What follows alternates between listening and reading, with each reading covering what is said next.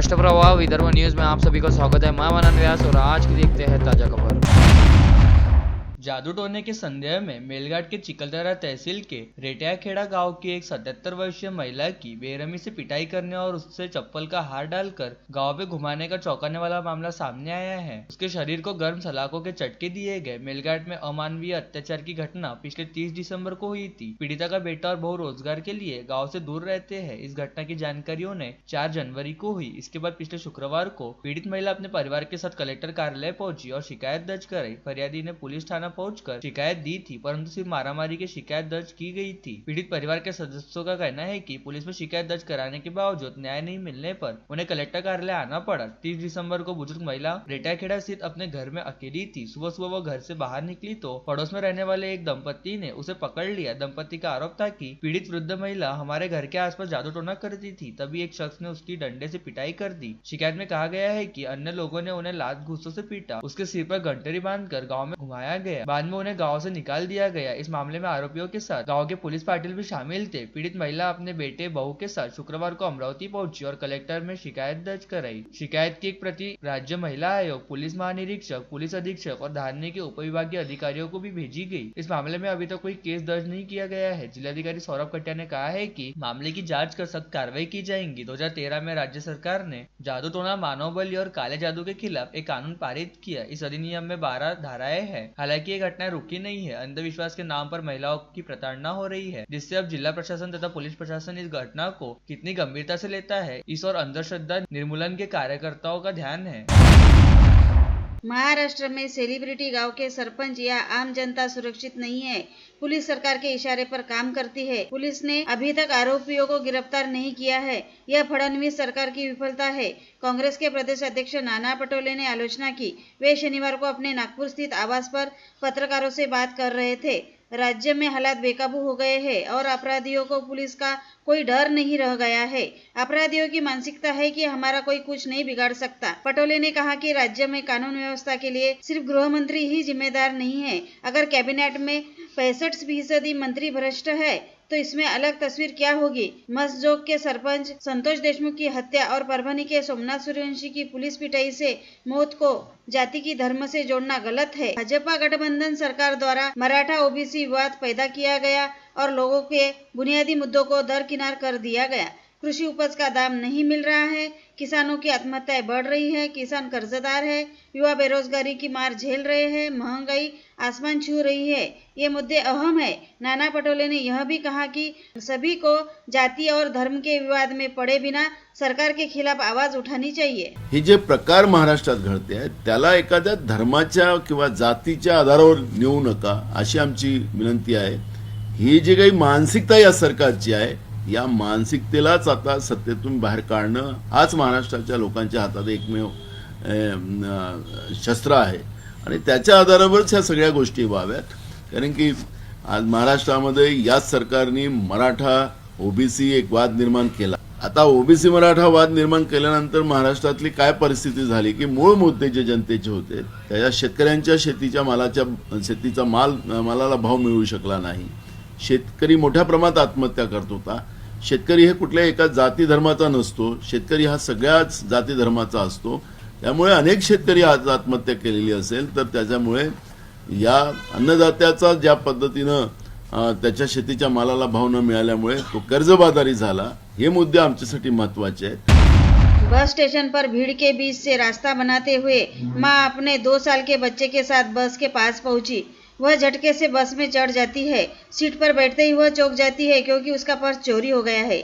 इस पर्स में सोने चांदी के गहनों से भी ज्यादा कीमती चीज रखी होती है और माँ उस चीज को कैसे ढूंढे, उस उलझन में पुलिस स्टेशन पहुंच जाती है।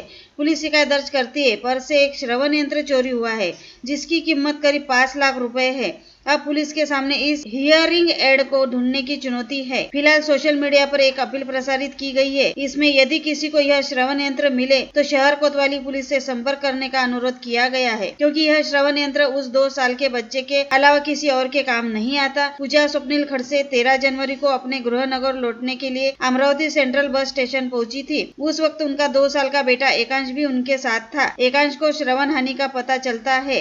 कुछ दिन पहले एकांश की सर्जरी हुई थी। इसके इसके बाद डॉक्टर की सलाह के मुताबिक एकांश को सुनने में सक्षम बनाने के लिए 5 लाख रुपए की आधुनिक हियरिंग एड खरीदी थी। खड़से दंपति की आर्थिक स्थिति बेहद खराब है, इसलिए इस कॉलिनियर श्रवण यंत्र की कीमत उनके लिए अमूल्य है। इस श्रवण यंत्र के माध्यम से एकांश सुन और बोल सकेगा। इस श्रवण यंत्र के बिना उसके मुख बधिर होने का खतरा है। पात्रता मानदंडों में फिट नहीं होने वाली महिलाओं ने लाडली बहन योजना का लाभ नहीं होने की अर्जी की है। अब तक 4000 से अधिक महिलाओं ने योजना से अपना नाम वापस लेने के लिए आवेदन किया है। योजना के निकष में नहीं बैठने वाली बहनों ने भी इस योजना का लाभ लेने की शिकायत के बाद सरकार ने शिकायत मिलने के बाद अपात्र लाभार्थियों पर कार्यवाही करने की घोषणा की थी, जिसके बाद कार्यवाही तथा ब्याज सहित रकम वापस करने के डर से अपात्र बहनों ने यह कदम उठाया है। महिला एवं बाल विकास विभाग के वरिष्ठ अधिकारियों के मुताबिक स्थानीय स्तर के सरकारी कार्यालयों में योजना का लाभ बंद करने के अनुरोध के आवेदन मिल रहे हैं। ऐसा प्रतीत होता है कि सत्यापन में अयोग्य पाए जाने पर जुर्माने के साथ लाभ राशि की वसूली के डर से यह आवेदन वापसी की जा रही है। इस पर अब महिला एवं बाल विकास मंत्री अदिति तटकरे ने प्रतिक्रिया देते हुए इस बात की पुष्टि की है। रेलवे प्रशासन की ओर से जल्दी शहरवासियों को सौगात मिलने वाली है। जल्दी अमरावती से मुंबई तथा अमरावती से पुणे के लिए वंदे भारत ट्रेन शुरू होने वाली है। सूत्रों के अनुसार मुंबई से अमरावती वंदे भारत एक्सप्रेस सुबह 3:40 पर अमरावती रेलवे स्टेशन से रवाना होंगी। यह ट्रेन 6.5 घंटे में यानी 11:10 को मुंबई पहुंच जाएंगी। अमरावती के बाद ट्रेन अकोला, शेगांव, भुसावल, जलगांव, मनमाड और नासिक रेलवे स्टेशनों पर रुकेंगी, जिसके बाद वंदे भारत ट्रेन अमरावती की वापसी यात्रा के लिए 3:05 को मुंबई से रवाना होंगी। इसके बाद रात 11:25 पर अमरावती रेलवे स्टेशन पहुंचेंगी। वही वंदे भारत ट्रेन पुणे से अमरावती स्टेशन से सुबह 4:20 पर रवाना होंगी। इस बीच ट्रेन अकोला, भुसावल, जलगांव, मनमाड, दौंड रेलवे स्टेशनों पर रुकेंगी। यह दोपहर 12:25 पर पुणे स्टेशन पहुंचेंगी। इसकी अधिकृत घोषणा जल्द होने की जानकारी है। नागपुर ग्रामीण पुलिस बल के अधीक्षक हर्ष पोदार के सुरक्षा गार्ड ने खुद को गोली मारकर आत्महत्या का प्रयास किया। गोलियों की आवाज सुनकर सहकर्मी और पुलिस अधीक्षक तुरंत मौके पर पहुंचे। गंभीर चोटों के कारण उन्हें एम्स अस्पताल में भर्ती कराया गया है और फिलहाल उनका इलाज चल रहा है। यह सनसनीखेज घटना शनिवार सुबह करीब 6 बजे की है। घायल कांस्टेबल की पहचान विशाल तुमसारे के रूप में हुई है। यह घटना होते ही पुलिस उपायुक्त लोहित मतानी और हिंगना के थानेदार जितेंद्र बोबड़े तुरंत मौके पर पहुंचे और घटना की जानकारी दी। विशाल तुमसारे ने राज्य रिजर्व पुलिस बल में लगातार सेवा की है। वहां से सेवानिवृत्त होने के बाद वह 2023 में नागपुर ग्रामीण पुलिस बल में शामिल हो गए। विशाल की पत्नी और 2 बेटियां हैं। पत्नी एक प्राइवेट स्कूल में नौकरी करती है, जबकि लड़कियां पढ़ती है। विशाल ने शेयर बाजार में बड़ी रकम निवेश की थी। हालांकि इसमें बहुत सारा पैसा डूब जाने के कारण उनकी आर्थिक स्थिति खराब हो गई। बताया गया है कि विशाल ने पारिवारिक समस्याओं और पैसों की कलह के कारण आत्महत्या करने की कोशिश की। अभिनंदन urban cooperative bank limited Amravati की न्यू कॉटन मार्केट शाखा की ओर से प्रतिवर्ष आयोजित होने वाले मकर संक्रांति हल्दी कुमकुम कार्यक्रम पूर्व निर्देशक डॉक्टर महेंद्र बंसाली स्मृति प्रीत्यर्थ डॉक्टर ममतानी दंपति द्वारा रविवार 19 जनवरी को सुबह 10:30 बजे वीनस प्लाजा शेगांव नाका पर आयुर्वेदिक रोग निदान शिविर का आयोजन किया है, जिसकी अध्यक्षता अभिनंदन बैंक के अध्यक्ष एडवोकेट विजय जी बोत्रा करेंगे। कार्यक्रम का उद्घाटन अमरावती लोकसभा क्षेत्र के सांसद बलवंत वानखेड़े के हाथों होगा। साथ ही अपर जिलाधिकारी अनिल भटकर, जिला शल्य चिकित्सक दिलीप सोंदले, कौशल रोजगार उद्यमिता आयुक्त श्रीमती प्रांजलि बारस्कर, सुदर्शन गंग उपस्थित रहेंगे। इस निदान शिविर में नागपुर के सुप्रसिद्ध चिकित्सक जीएम ममतानी, आयुर्वेदिक पंचकर्म, गठिया, लकवा, स्लिप डिस्क, घुटने के लिए DMLT gold medallist doctor Anju Mamtani, Ayurvedic सौंदर्य और स्त्री रोग विशेषज्ञ मौजूद रहने वाले हैं। पीठ दर्द, उच्च रक्तचाप, मधुमेह, दिल का दौरा, त्वचा रोग आदि की निःशुल्क जांच की जाएंगी। कार्यक्रम के आयोजक अभिनंदन पेंडारी, बैंक के संचालक नवीन चौरडिया, शिवाजी देटे, मुख्य कार्यकारी अधिकारी मंदार कुलकर्णी, शाखा अधिकारी ने अमरावती के नागरिकों से उपस्थित रहकर आयोजन का लाभ लेने का आह्वान किया है। राजवीर जनहित संगठन का भव्य कार्यकर्ता पदाधिकारी सम्मेलन मुस्लिम बहुल पश्चिम परिसर में आज शनिवार को स्थानीय यूसुफ हॉल में संपन्न हुआ। सम्मेलन में बड़ी संख्या में महिलाओं, पुरुषों, युवा कार्यकर्ताओं, पदाधिकारियों की उपस्थिति रही। सम्मेलन में जनता की विविध समस्याओं, आगामी महानगर पालिका चुनाव की रणनीति पर चर्चा की गई। विधानसभा चुनाव में विधायक सुलभा खोड़के को चुनकर देने के लिए मुस्लिम बहुल पश्चिम परिसर की जनता का आभार राजवीर संगठन के संस्थापक अध्यक्ष रहमत खान उर्फ प्रमुख पत्रकार ने माना। प्रदेश के शालेय शिक्षा मंत्री दादा भूसे ने शुक्रवार को बड़ी घोषणा की, जिसके अनुसार कक्षा 10वीं और 12वीं का परीक्षाफल आगामी 15 मई को घोषित कर दिया जाएगा। आमतौर पर मई माह के अंत में और जून में यह नतीजे घोषित होते हैं। भूसे ने कहा कि फरवरी मार्च दौरान प्रदेश के 9 संभागों में 10वीं और 12वीं कक्षा की एग्जाम होंगी। परीक्षाफल 15 मई तक घोषित करने का कहा गया है। भूसे ने पुणे में राज्य माध्यमिक व उच्च माध्यमिक शिक्षा बोर्ड के अधिकारियों से मीटिंग के बाद उपरोक्त ऐलान किया। उन्होंने बताया कि दोनों कक्षा में लगभग 30 लाख छात्र छात्राएं इम्तिहान देने जा रहे हैं। विद्यार्थियों को समय पर परीक्षाफल और उनके रिजल्ट की कॉपी तुरंत देने की व्यवस्था उनका विभाग कर रहा है। उन्होंने बताया कि 20 से 26 जनवरी दौरान बोर्ड के माध्यम से विद्यार्थियों को परीक्षा संबंधी समुपदेशन किया जाएगा।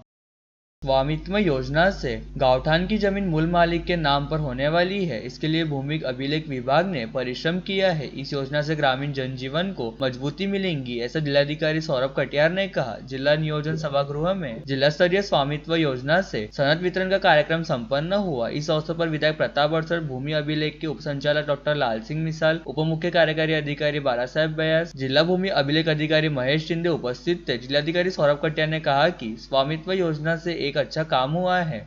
ब्रिटिश काल में जमीन का 7/12 अस्तित्व में आया। पश्चात स्वामित्व योजना के कारण गांवठान की जमीन मालिकी हक से मिलने वाली है। इस कारण प्रमुख रूप से ग्रामीण क्षेत्र के नागरिकों को इसका लाभ होने वाला है। इस कारण जमीन पर किसी को भी अधिकार कहते नहीं आ सकेगा। जमीन बाबत विवाद भी कम होने से सहायता होगी। नागरिकों के नाम से जमीन रहने के कारण उन्हें घरकुल के निर्माण के लिए बैंक का कर्ज आसानी से उपलब्ध होगा। आगामी चरण में नागरिक क्षेत्र में ये योजना चलाई जाने वाली है। शुरुआत में योजना बाबत लघु फिल्म दिखाई गई। इस अवसर पर संजय धर्माले, विद्या मावरे, नंदू ठाकरे, प्रहलाद चौहान, त्र्यंबक खांडे, गोविंद दवने, मनीष भटकर, लक्ष्मण शिरसाट को प्रतिनिधि स्वरूप में सनद का वितरण किया गया। इस निमित्त प्रधानमंत्री नरेंद्र मोदी ने योजना के लाभार्थियों से ऑनलाइन प्रणाली से संवाद किया। महाराष्ट्र के एकमात्र नागपुर निवासी रोशन पाटिल से उन्होंने शुरुआत में मराठी में संवाद किया। जिले में गत 24 घंटे में 4 लोगों की अलग अलग घटनाओं में अकाल मृत्यु हो गई। कारागार के एक युवा कैदी नागेश नंदाल कुर्ली की भी मृत्यु हुई है। वह नागपुर का इमामवाड़ा का रहने वाला था। 24 साल के